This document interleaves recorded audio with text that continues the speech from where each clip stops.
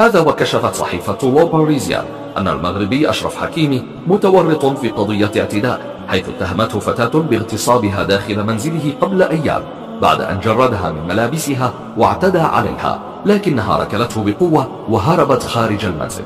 ووفقا لصحيفة ماركا فإن اللاعب نفى كل هذه الأخبار، وأكد للمقربين منه أن هذه القضية ملفقة وخاطئة تماما، كما أصدر محاميه الخاص بيانا قال فيه أن كل هذه الاتهامات باطلة. هذا وكشفت صحيفة لو باريزيان أن المغربي أشرف حكيمي متورط في قضية اعتداء، حيث اتهمته فتاة باغتصابها داخل منزله قبل أيام بعد أن جردها من ملابسها واعتدى عليها، لكنها ركلته بقوة وهربت خارج المنزل. ووفقا لصحيفة ماركا فإن اللاعب نفى كل هذه الأخبار، وأكد للمقربين منه أن هذه القضية ملفقة وخاطئة تماما، كما أصدر محاميه الخاص بيانا قال فيه أن كل هذه الاتهامات باطلة. مع باقي نجم المنتخب الفرنسي وأيضا حكيمي الذي قدم بطولة كبيرة، ونعرف جميعا أنه تحامل على نفسه من إصابة كبيرة كان قد تعرض لها خلال هذه النتيجة النهائية هي تأهل شمارا لا داعي هذه الدموع التي تدرك الآن من كثير من الجماهير المغربية يجب أن تستبدل بابتسامات فرح برأس مرفوعة بعد أن قدم هذا المنتخب أداء كبيرا استحق من خلاله أن يصل إلى مباراة نصف النهائي، يكون أول منتخب أفريقي يصل إلى حكيمي وباقي في حديثنا بعد المعركة في حديث بعد شاهدنا مباراة أخرى عربي بين إلى صديقين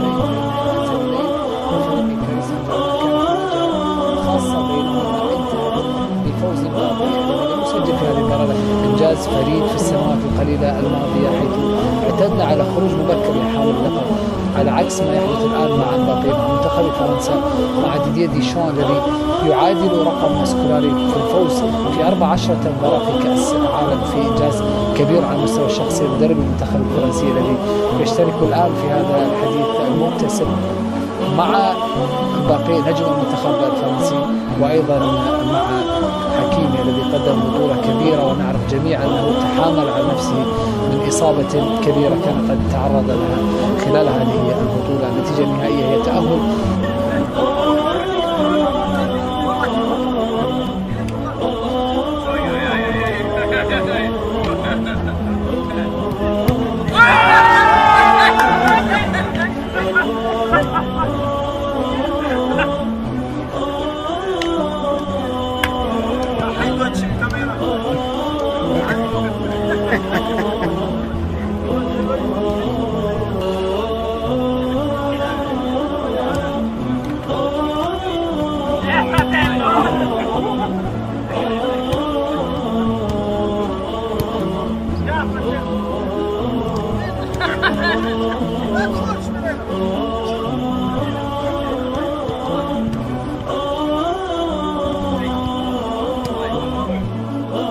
احتفالا بإنجاز المنتخب الوطني المغربي لكرة القدم ببلوغه نصف نهائي كأس العالم، استقبلت مدينة القصر الكبيرة يوم الثلاثاء أشرف حكيمي أحد صناع ملحمة قطر 2022. Je suis trop content d'être ici aujourd'hui avec vous.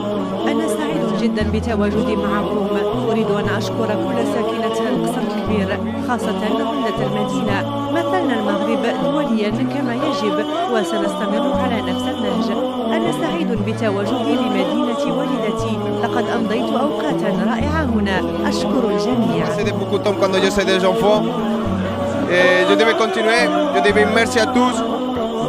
هذا ومن المرتقب أن يعود أشرف حكيمي بعد هذه الزيارة لمدينة القصر الكبير صوب العاصمة الفرنسية باريس لاستئناف تدريب رفقة فريقه باريس سان جيرمان بعد استفادته من عطلة قصيرة قضاها بين الولايات المتحدة الأمريكية والمغرب.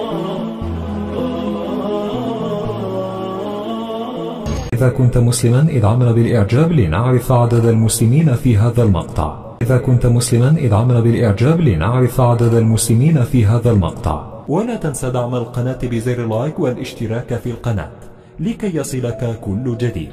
السلام عليكم ورحمة الله. إذا كنت مسلما ادعمنا بالإعجاب لنعرف عدد المسلمين في هذا المقطع. إذا كنت مسلما ادعمنا بالإعجاب لنعرف عدد المسلمين في هذا المقطع.